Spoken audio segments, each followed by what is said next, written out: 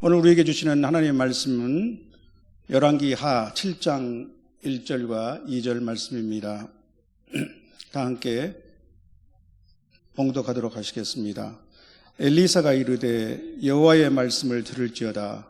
여호와께서 이르시되 내일 이맘때에 사마리아 성문에서 고운 밀가루 한 스아를 한 세겔로 매매하고 보리 두 스아를 한 세겔로 매매하리라 하셨느니라. 그때 왕이 그의 손에 의지하는 자 곧 한 장관이 하나님의 사람에게 대답하여 이르되 여호와께서 하늘에 창을 내신들 어찌 이런 일이 있으리요 하더라. 엘리사가 이르되 내가 내 눈으로 보리라.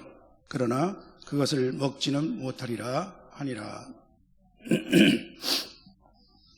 작년 12월 3일 대통령의 비상경 발동 여파로 대한민국은 격렬한 노도 광풍에 휘말려 든 것 같습니다.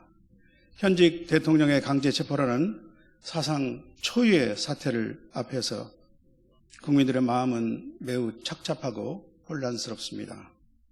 또다시 현직 대통령의 파면을 결정할 수도 있는 헌법재판소의 탄핵 심판 절차는 그 공정성에 신뢰감을 주지 못하고 있습니다. 많은 국민들은 유난히 추운 겨울 기온에도 광화문 광장과 한남동 거리에서 각기 대통령의 탄핵의 찬반을 외치고 유튜브에는 온갖 주장과 정보들이 난무하고 있습니다.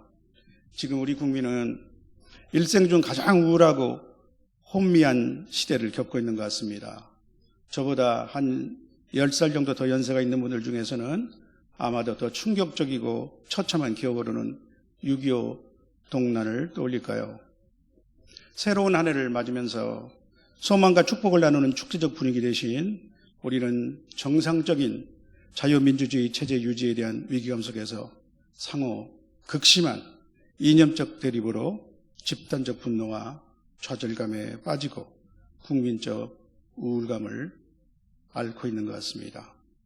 해방 이후 남북 분단과 대치 속에서도 대한민국은 급속한 산업화와 민주화 과정을 거쳐 전 세계가 부러워하는 선진국 반열에 올랐습니다. 그러나 우리나라 국민들 안에는 좌우 이념의 갈등이 치유되지 못한 깊숙한 상처로 자리 잡았음이 드러나고 있는 것 같습니다. 그 내재적 갈등이 이번에는 진영 간 논리 대립을 넘어서 이념 전쟁과 체제 수호 전쟁으로 치닫는 느낌을 주기까지 합니다.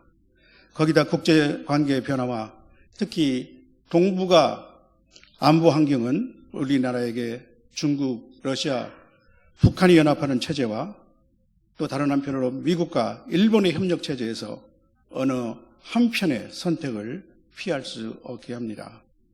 정치적 이견과 논란은 한국 사람들에게 순식간에 증오의 감정에 불을 지피는 휘발제가 됩니다. 기독교 신자들 안에서도 심지어 한 가족 안에서도 마찬가지입니다. 정치는 사회적 화합과 발전을 이루는 타협의 기술이 아니라 분열과 증오를 조장하는 마귀의 도구가 되어버린 것 같습니다. 오늘 한국 사회는 불신과 분열, 분노와 증오의 영이 짓누르고 있습니다. 이러한 사회적 분위기 속에서 저는 오늘 본문이 속한 열왕기하 7장의 말씀을 통해 위기에 대응하는 성도의 자세라는 제목으로 하나님의 말씀을 함께 나누고자 합니다. 위기, 국가적 위기에 대응하는 성도의 바른 자세가 무엇일까요? 열왕기하 7장은 기원전 850년에서 840년경 북이스라엘의 여호람 왕 때 일어난 한 사건을 기록하고 있습니다. 선지자 엘리사가 활약하던 때였습니다.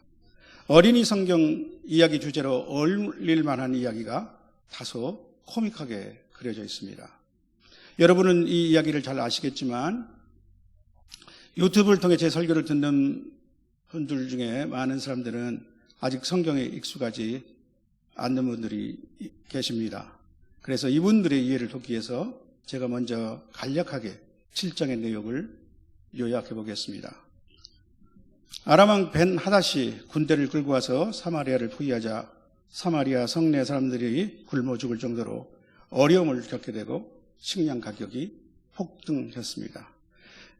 6장 24절 이하에는 어린이 성경의 이야기로는 적합하지 않는 끔찍한 상황이 기술되어 있습니다. 순찰을 하던 왕에게 한 여인이 달려와 동료를 고소했습니다. 굶주린 나머지 어제 먼저 자기 아들을 삶아 같이 먹었는데 오늘 상대방은 자기 아들을 감추고 내놓지 않는다는 것입니다. 왕은 이 여인의 말을 듣고 자기 옷을 찢었고 속살에 굵은 회옷을 입었습니다. 그리고 나서 어느 날 엘리사를 직접 찾아온 왕에게 엘리사는 여호와 하나님의 말씀을 전합니다. 물가가 정상화되리라는 것입니다. 그것도 당장 다음 날 이맘때, 그것이 본문 7장 1절의 말씀입니다. 이전의 말씀으로는 왕의 신임을 받는 한 장관이 즉각 이를 반박했습니다. 여호와께서 하늘에 창을 내신들 어찌 이런 일이 있으리요? 성경에는 나오지 않지만 차라리 내 손에 장을 지지겠소, 그렇게 하지 않았을까 생각이 됩니다. 이 장관에게 엘리사가 응답합니다. 내가 내 눈으로 보리라. 그러나 그것을 먹지는 못하리라. 이 말씀은 그에게 그대로 실현되었습니다. 7장 마지막 절인 30절 말씀입니다.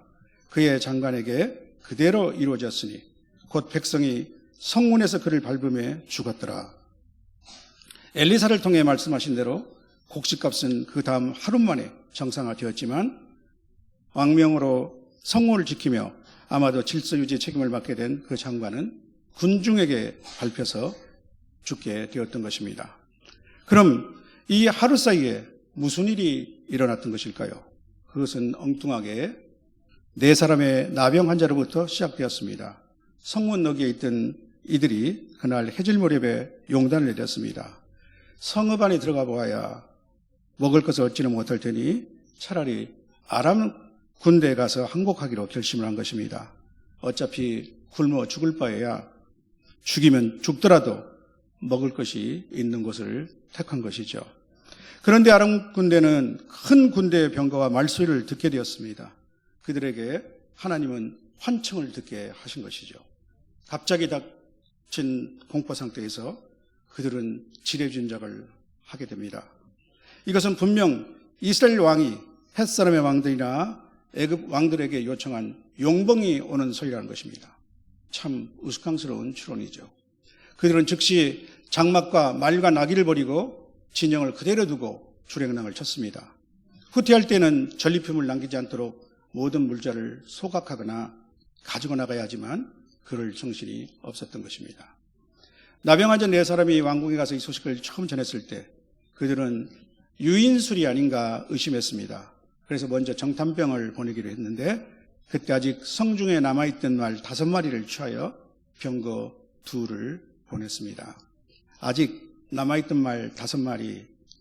문득 제게는 오래전에 읽었던 김훈 작가의 소설 남한산성이 떠올랐습니다. 병자호란 때 남한산성에 포위되어 엄동설 안에 47일을 버티다 결국 항복했던 인조와 신하들과 백성들이 겪어했던 그 성내의 궁핍함이 너무나 실감나게 잘 그려진 소설이었죠. 먹을 것이 떨어져가는 그들이 나날이 야유어가는 군마를 언제 잡아먹을 것인가로 논쟁하던 장면이 있었습니다. 성도 여러분, 이제 본론입니다. 열왕기하 7장이 주는 교훈에 대해서 살펴보겠습니다. 저는 3가지로 말씀을 드리겠습니다. 첫째로, 하나님은 모든 문제의 해결자이십니다.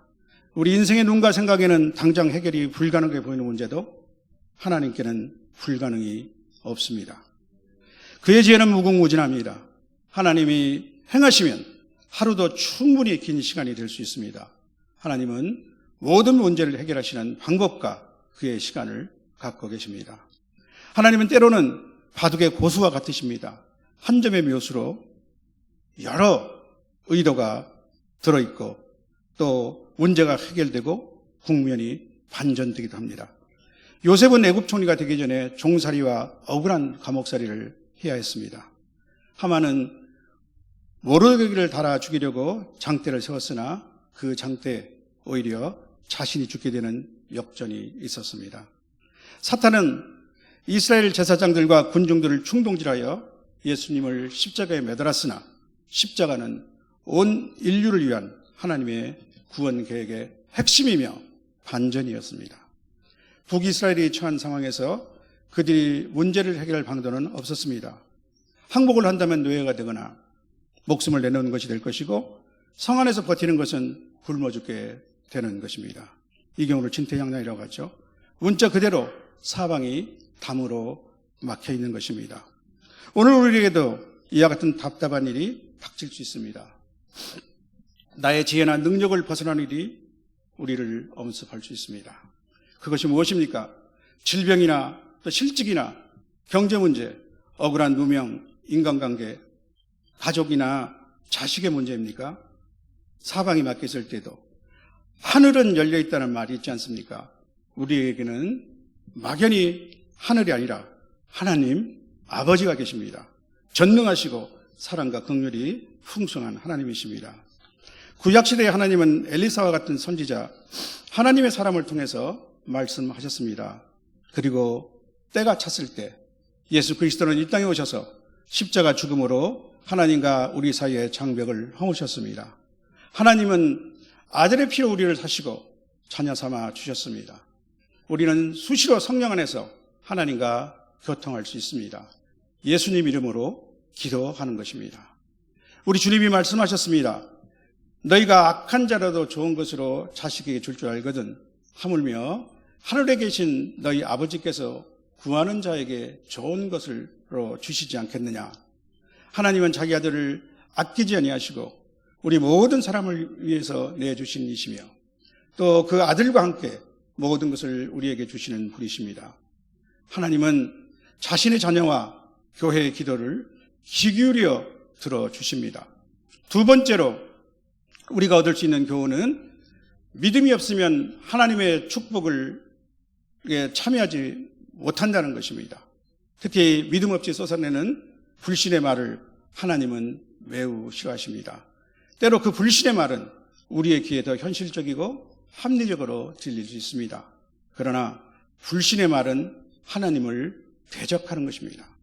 오늘 이야기의 그 장관은 축제의 날에 기쁨을 누리지 못하고 오히려 목숨을 잃게 되었습니다. 가데스 바네아에서 가나안 땅을 40일간 염탐하고 돌아온 12 정탐꾼 이야기를 우리는 잘 알고 있습니다. 민수기 13장 14절상에 나오는 말씀이죠. 여호수아와 갈렙을 제외한 다른 정탐꾼들의 믿음 없는 보고를 듣고 밤새워 울고 불고 부정적인 말을 내뱉은 이스라엘 백성은 그 형벌로 가나안에 들어가지 못하고 40년을 광야에서 유리하며 죽어야 했습니다. 또한 주님은 말씀하셨습니다. 내가 너희에게 이르노니 사람이 무슨 무익한 말을 하든지 심판날에 이에 대하여 신문을 받으리니 내 말로 의롭다함을 받고 내 말로 정죄함을 받으리라. 여기서 무익한 말은 쓸데없는 말, 비생산적인 말, 안 했으면 더 좋을 뻔한 말을 뜻합니다. 마지막 세 번째로 하나님의 큰 일은 보잘것없는 사람들을 통해서도 전파됩니다. 오늘 이야기에서 그 주인공은 나병한 자 4사람이었습니다. 그들은 참으로 한차른 사람들입니다. 왕이나 주변 고관들처럼 엘리사를 통해 하나님의 약속의 말씀을 직접 들었던 것도 아닙니다. 다만 굶주림을 이기지 못해서 아람 군대의 진영에 나갔다가 하나님이 이루신 새 일을 가장 처음 목격하고 증언하게 되었습니다. 그들이 없었다면 성 안에 있던 사람들은 이미 하나님의 말씀이 이루어졌음에도 불구하고 얼마나 더 오래 배고픔의 고통과 죽음의 두려움 속에 있어야 했겠습니까? 예수님의 탄생의 소식을 제일 먼저 듣게 된 사람들도 베들레헴 인근 지역에서 밤에 밖에서 양떼를 돌보고 있던 목자들이었습니다. 우리에게 복음이 전해졌을 때 나는 어떤 상태였습니까? 저는 진리나 성경 말씀에 별 관심이 없었습니다. 그러다 군대 생활의 어려움 속에서 마음이 가난해졌을 때에 복음을 듣고 붙잡을 수 있었습니다. 마치 배고픈 나병 환자와 같은 처지가 되었던 것이죠. 물론 저와는 다른 유형의 사람들도 있습니다. 제가 아는 어떤 사람은 학교 교육도 그렇게 많이 받은 것이 아닌데 왠지 인생의 참 목적은 무엇인가, 참 진리는 무엇인가를 탐구하던 중에 예수님을 만났다고 합니다. 성도 여러분, 저는 이 말씀의 결론을 맺고자 합니다. 현재 긴박한 시국에서 오늘의 말씀이 주시는 교훈을 성도로서 어떻게 적용할 것인지에 대해서 생각해 보고자 합니다. 앞에서도 말씀드렸지만 우리가 다 느끼고 있는 대로 현재 우리나라는 긴박한 상황입니다. 대한민국 국민이라면 눈을 치켜들고 그간 윤석열 정부가 들어선 전후부터 시작해서 이 나라에 닥쳐진 일들을 살펴보아야 할 것입니다. 또한 이 나라의 장래를 위하여 결단과 행동도 필요한 때라고 저는 생각합니다. 그런데 교회와 성도에 맡겨진 가장 중요한 일은 기도하는 것이라고 저는 생각합니다. 하나님만이 이 나라를 바르게 인도해 가실 주권자이시며 또한 모든 문제의 해결자이시기 때문입니다. 기도는 하나님의 자녀와 하나님의 백성으로서 우리에게 주신 가장 큰 특권이며 의무입니다. 정경분리는 교회와 성도가 정치적 문제에 초연하고 무관심해야 한다는 의미가 아닙니다. 정치는 국민의 의사를 반영하는 가장 중요한 제도적 틀입니다.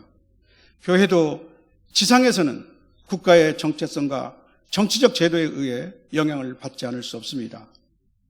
그런데 중요한 것은 어떻게 기도해야 할 것인가일 것입니다. 저는 교회가 오늘날 한국 사회의 한 구성으로서 이 나라에 닥친 위기 상황에 대해서 먼저 스스로의 책임을 느끼고 회개해야 한다고 생각합니다. 특히 교회는 한편의 의견만을 일방적으로 옹호하거나 또는 양비론적으로 손가락질하는 자리에 서서는 안 됩니다. 저는 일전에 저희 누이 동생으로부터 그 교회에서 가지고 기도하는 기도문을 받고 가슴이 꽉 막히는 느낌을 받은 적이 있습니다. 이 누이는 아주 신앙심이 깊고 저에게 복음을 전해준 사람입니다. 제가 보기에 현 상황에 대한 기본적 이해도 크게 부족한 데다 한편의 주장을 일방적으로 편드는 기도문이었습니다. 성도 여러분, 우리의 지식은 크게 제한되어 있습니다. 내 마음의 소원을 아뢰는 것이 기도라 할지라도 불쑥 내게 드는 생각대로 내 판단에 옳은 대로 기도해서는 안 됩니다. 특히 성도들에게 표준으로 제시되는 기도문은 말할 것도 없고 대표 기도는 그 내용이 신중히 다듬어져야 합니다. 하나님이 우리의 모든 기도를 들어주시지 않는 것은 그나마 큰 다행이라고 생각합니다. 물론 제 말씀은 자신의 개인 기도까지 자가검열을 하라는 것은 아닙니다. 잘못하면 바리새인의 기도가 될 수 있겠죠. 그렇다면 우리는 어떻게 기도해야 할까요? 저는 성도와 교회의 기도는 결국 하나님이 자신의 자녀로부터 듣기를 원하시는 기도가 무엇일까를 찾아가는 기도라고 생각합니다. 기도는 예수님의 이름으로 드리는 것입니다. 예수님의 눈과 심장으로 기도하는 것입니다. 이런 의미에서 우리 교회는 진작부터 나라와 민족을 위한 80가지 기도 제목을 가지고 기도하고 있습니다. 저는 가히 이 시대에 한국 교회와 성도의 기도로서 표준이 될 수 있는 기도문이라고 생각합니다. 이러한 기도문을 만들어주신 우리 담임 목사님께 이 자리를 빌어서 존경과 감사를 표하고 싶습니다. 사랑하는 성도 여러분, 모든 사람이 자기 의로 상대방을 악마하고 증오로 편을 가를 때 어느 편에도 속하지 않는 것 같은 사람은 어느 쪽에서도 꼴별 의견일 것입니다. 어떤 사람들은 비겁한 기회주의자나 나라 사랑에 열정이 없는 자로 비난할 수도 있습니다. 그러나 오늘 이 시대 한국의 교회와 성도에게 맡겨진 중요한 사명이 있음을 우리는 잊지 말아야 합니다. 그것은 무엇일까요?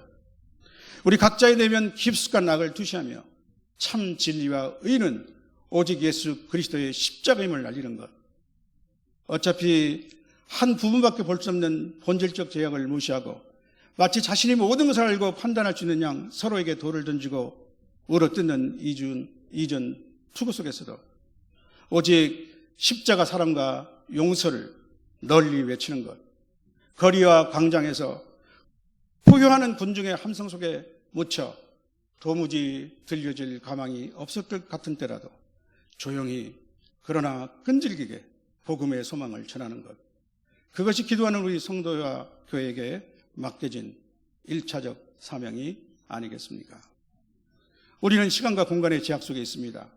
지나간 세월을 되돌아보면 우리의 생각과 판단이 얼마나 잘 맞고 현명하지 못했는가를 깨닫게 됩니다. 정보의 홍수 속에 있지만 우리는 사실을 알기 어렵습니다. 또한 시간이 지나면 모든 사실이 반드시 진실은 아님은 우리는 뒤늦게 깨닫게 되기도 합니다. 대통령의 탄핵을 지지하고 반대하는 대한민국 사람들은 모두 이 나라를 사랑한다고 말합니다. 사랑하기 때문에 서로 편갈라 증오하는지도 모릅니다. 우리 인간의 한계입니다.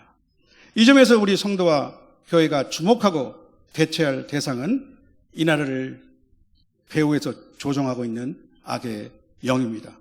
세상적 현상은 결국 그 배후에 있는 영적 싸움입니다. 문득 교회사 속의 한 인물이 기억납니다. 스코틀랜드의 메리 여왕은 100만의 군대보다 이 한 사람의 기도가 더 두렵다고 고백했습니다. 그 사람은 존 녹스입니다. 그는 이렇게 기도했다고 합니다. 스코틀랜드를 살려주소서. 그렇지 않으면 내게 죽음을 주소서. 사랑하는 성도 여러분, 오늘 우리나라가 당면한 국가적 위기에서 성도로서 하나님이 기뻐하시는 방법으로 바르게 대응하는 저와 여러분이 되시길 주님의 이름으로 축원합니다.